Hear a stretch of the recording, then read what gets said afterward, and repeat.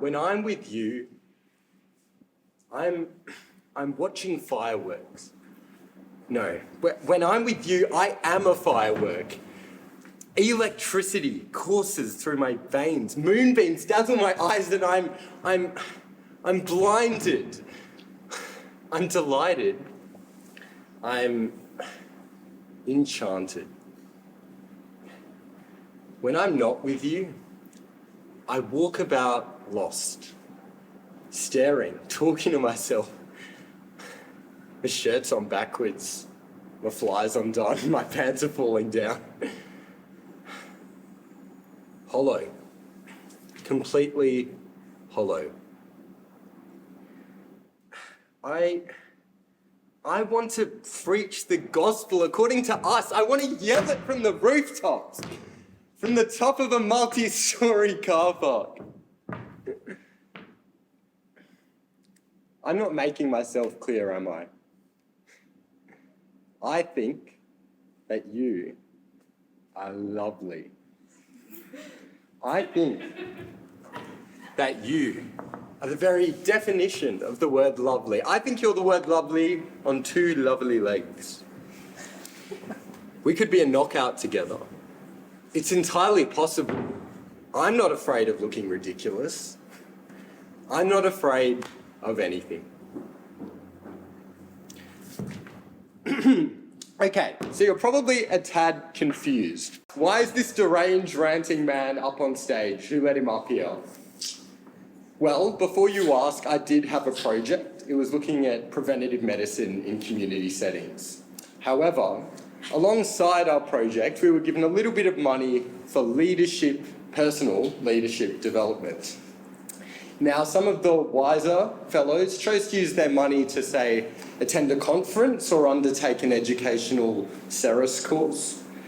Myself, being the fool that I am, wanted to challenge myself, so I decided to sign up for some acting and singing classes at NIDA.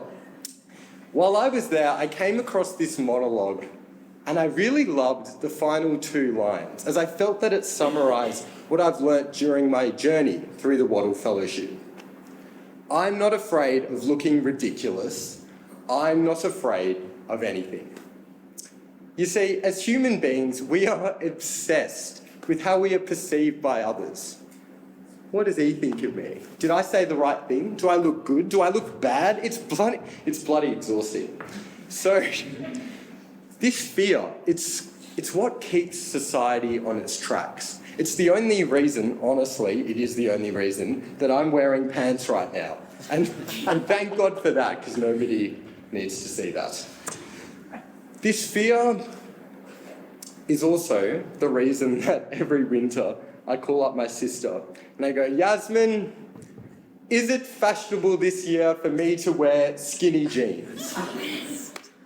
For the record, every year she says no, but I wear them anyway because I only have one pair of jeans and I'm too lazy to buy another pair.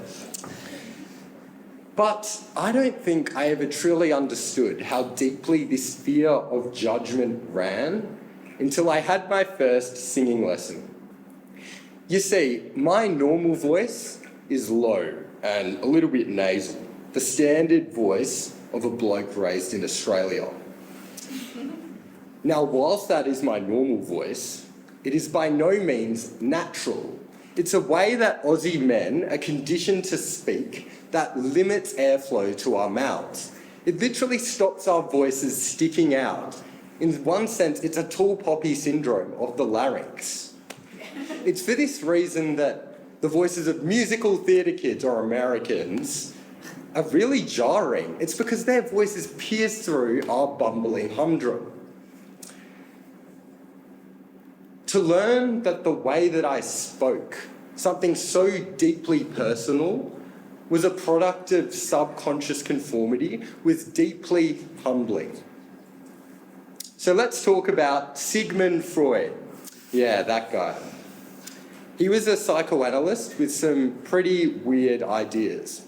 When he wasn't ruminating about sexually idealising your parents, he had an interesting concept that there are multiple voices, multiple people inside of all of us fighting for control.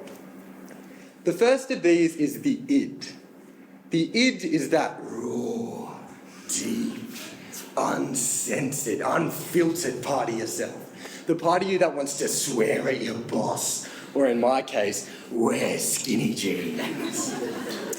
The id is in a battle with the superego. Now, the superego is the social filter. It's the part of yourself that stops you looking silly or rude, God forbid. And of course, he has an obnoxious British accent. Through acting and improv, I began to loosen the grip of the superego and listen to my id a little bit more. And honestly, I've never felt better.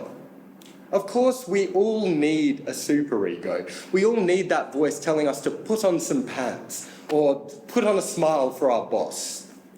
All I'm saying is that superego, while important, is a judgmental, critical prick.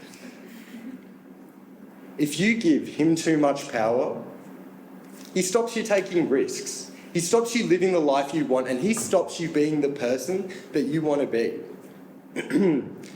The number one thing that I've taken out of the Wattle Fellowship is that if you want to make an impact, you are going to have to do things that other people are going to criticise or ridicule. And you have to be okay with that. So before I leave, I'll put the question to you. Do you feel inhibited? How loud is the obnoxious British man in the back of your head? And what is he preventing you doing?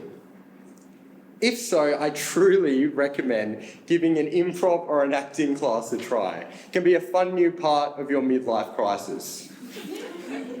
Worst case, you look a bit silly. But best case, you find a new part of yourself that you were always too afraid to find. Thank you.